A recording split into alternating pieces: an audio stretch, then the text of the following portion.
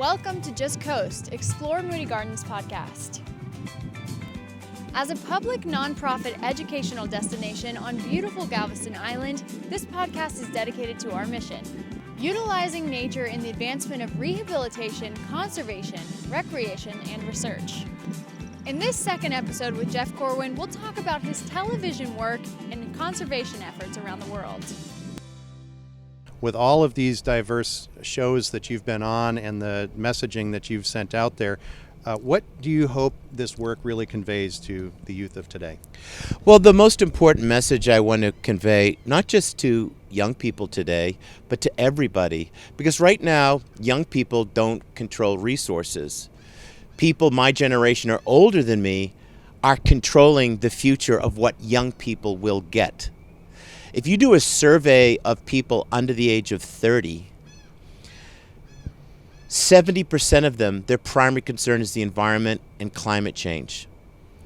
And we've seen a number of these people step up to become global powerhouses and willing to take on the most ignorant of the leaders of our planet on issues of our environment. And they're looked away as kind of, oh, that silly little kid, precious kid, snowflake. Well, that little precious snowflake is on the front lines of changing the way we look at our planet.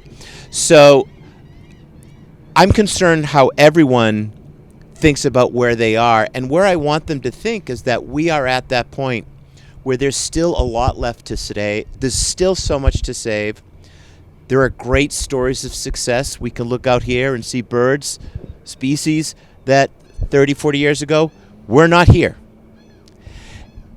But with that said, we are in the very dark stages of a deep tunnel. And one could argue, and I think most scientists worth their salt will argue, that we are the last generation to truly conserve the great bounty of our planet. We have consumed 66% of all our life in under 50 years. I mean, think about that. So I've just come back from Australia, which have experienced these unprecedented fires. And that's kind of like the laser pointer for a cat. That's what we think of. But that's just the wrapping. The bigger story is what's in the box underneath the wrapping. It's the story of a century of poor management. It's the story of the apex of climate change. It's how a forest that has evolved to be rejuvenated by fire now falls prey to it because the forests have changed because of climate change. We hear how 12 species may be extinct, and people say, oh my gosh, that fire was that strong. No, we were that weak to protect it. If you had, today we have 66 million bald eagles throughout North America and southern part of Alaska.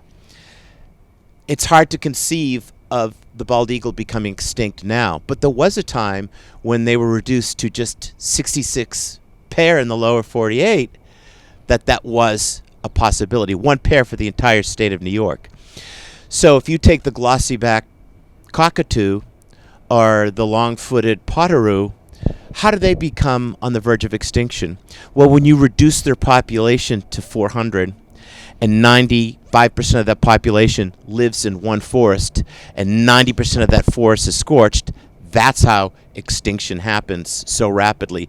But we've been on that collision course for a long time. So we have this story of what's happening in Australia with the loss of ice in Antarctica. I mean, while the fires are going on, I headed to Chile for another story. Right off of, I was on Tierra del Fuego, skipping a jump from Antarctica. It was 70 degrees, the first time ever.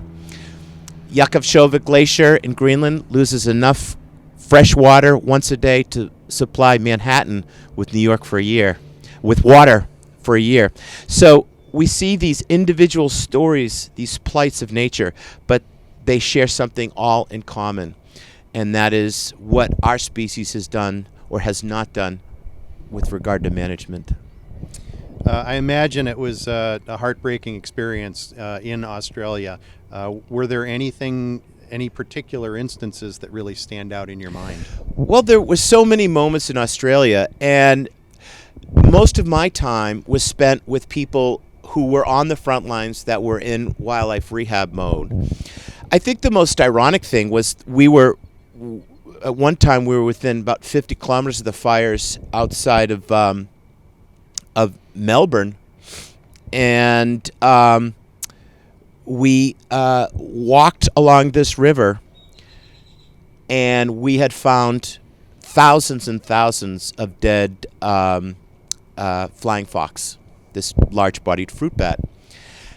That wasn't from the fires. That was from this unprecedented heat event. And the irony is that this happens, the fires in the heat event which caused the fires with the drought, it aligns and coincides with the most important time for the rejuvenation of species. This is spring and summer. Mm-hmm. So all those fruit bats, the blacks and the gray-headed fruit bats, they all had their babies. They had to abandon their babies, and they even died. So a whole cohort was killed off. But there's that hope. You find that one fruit bat that you think is dead, that is alive. Then a week later, you think you're going to euthanize it because its kidneys are shut down. Then the kidneys come back. And then a month later, you're letting it go back in the ecosystem. We underestimate the resiliency of nature. We just have to give it... It's more than just give it a chance. We have to get out of its way. Thank you for listening to Just Coast Explore Moody Gardens podcast. Join us next time.